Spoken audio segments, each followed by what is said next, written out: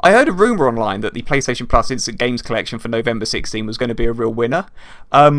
But, well, that proved to be... Well, I'll tell you what, you judge for yourself. First up this month is Everybody's Gone To The Rapture.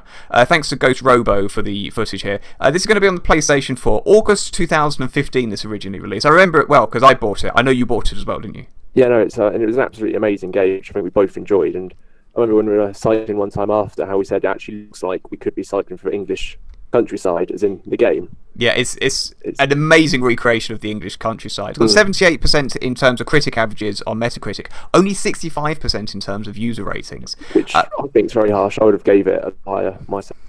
Yeah, I mean, whether you love or hate the term, this is basically a walking simulator, albeit one that's graphically gorgeous.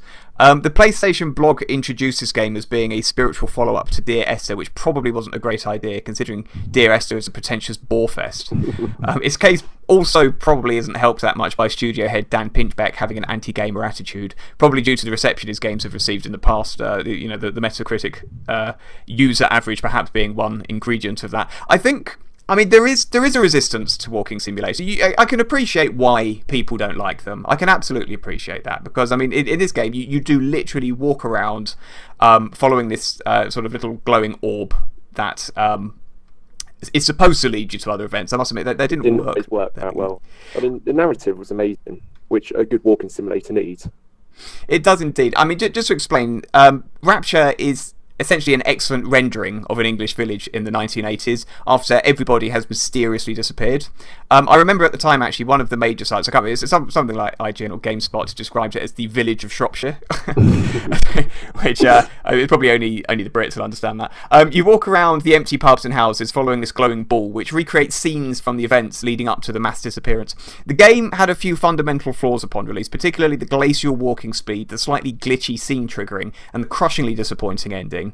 However, the atmosphere, the visuals, the soundtrack, and the narrative intrigue are all excellently judged, and whisper it's an easy platinum. Were you disappointed by the ending?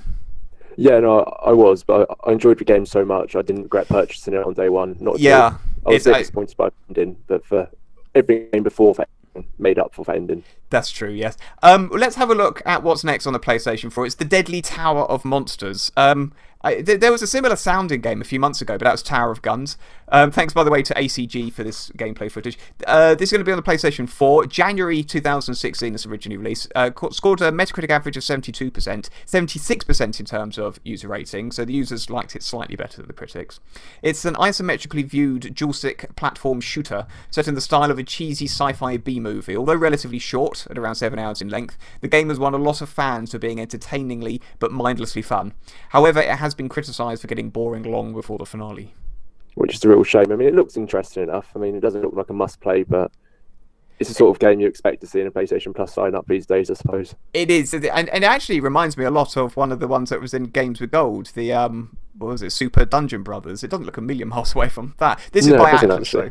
Yeah, this is by Atlas, who are actually a pretty good developer most of the time.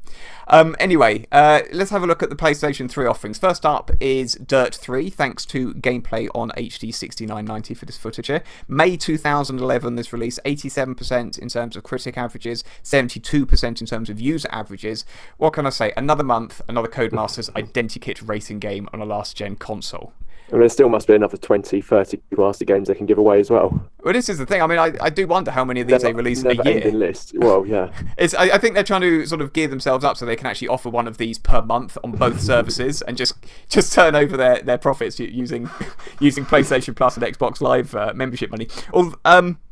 Although there's little here that would disappoint long-term Cody's racing fans, of which there are presumably many considering how many of the things have been pushed out the door, there's some debate about whether the controls in this one are overly twitchy, and it's also been slated for lacking depth, but hey, it's a racing game, you know, how much depth can these things have? It's also the only vaguely AAA game in this month's lineup, so if you're a AAA fanatic, then this is it, my friend. All joys.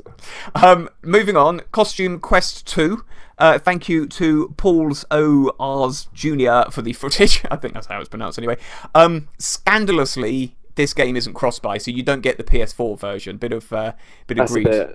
Yeah, that's definitely a little greed there. October 2014 this originally released. Got 74% in terms of critic averages, 69% in terms of user averages. This is the bright and cartoony sequel to the slightly dull RPG original by Tim Schafer's Double Fine Studios. Despite improving on some elements of the original, this too is almost equally uninspiring. Despite a script peppered with the trademark wit of the Fat Man studio, it's been criticised for being short, easy and shallow, but hey-ho, it has a Halloween feel to it, so there's that, I guess. It would have been nice if you have Halloween games in one of the lineups. Really, though, the Halloween-flavoured game should have been in the October lineup, not November. Well, that's a true point, actually. So you should have had... well, actually, no, Guy Fawkes Night's only a thing in England, isn't it? Or Britain, rather. So let's have a look at the PlayStation Vita lineups. Please tell me there are no more graphic novels in the play. You know, I like them, but I think we've probably had enough. Master Racing thing, one a month. Well, yeah, exactly. And frankly, after last month's what was that game called? Actual Sunlight or Actual Daylight, whatever it's called, about a fat guy who wanks too much, who basically keeps feeling this urge to throw himself off a building. I'll take just about anything else, to be honest. So this is LetterQuest: Grimm's Journey Remastered, or as was written on the blog, Remastered without the third E. That's a game as well. Yeah, exactly. Yeah, spot the irony. Northern Line. This footage is courtesy of. Thanks very much for that. PlayStation Vita, but it is cross-buy with PlayStation 4, unlike Costume Quest. May 2016, this originally released, so it's a reasonably recent release. 73% critic average, 68% user average.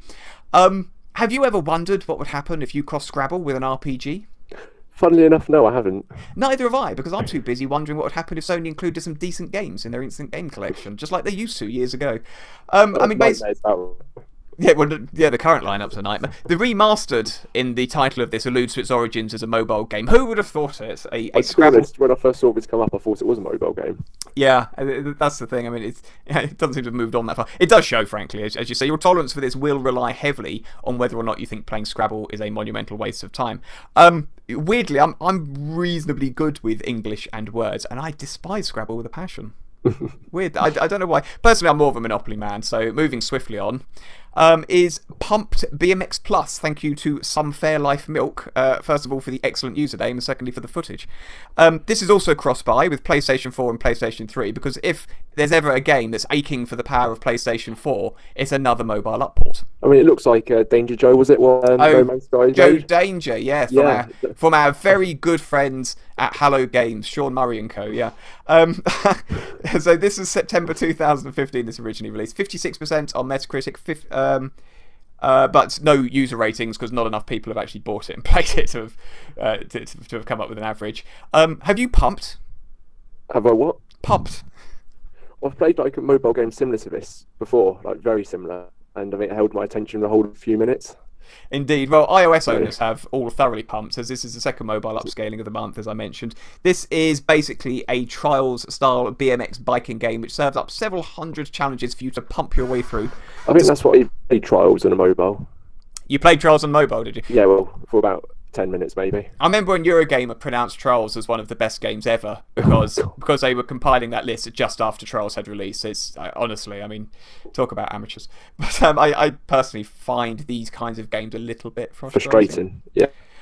So basically, yeah, it does have a competent control scheme, which is good. Its mobile roots do let it down, and the old Trial-style frustrations are also present and correct. So November's Instant Games collection has been beaten thoroughly by this month's rather mediocre Games with Gold. Yes, again. And that's all because of one game, though. In Games with Gold? No, so I mean, the thing holding this up is one game for PS Plus. Right, yes, indeed. Well, I mean, it's particularly disappointing, first of all, that the Vita offerings are mobile games, and secondly, that the only sort of AAA is on the PS3 again. What's your pick of the month?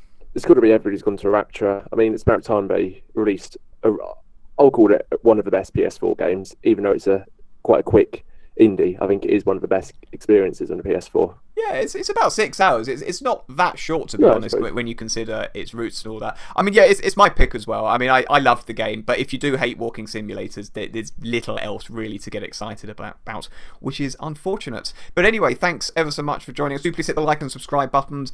That really helps us out. There's lots more at ParallaxLive.com. Thanks ever so much for watching, and we'll catch you guys in the next video.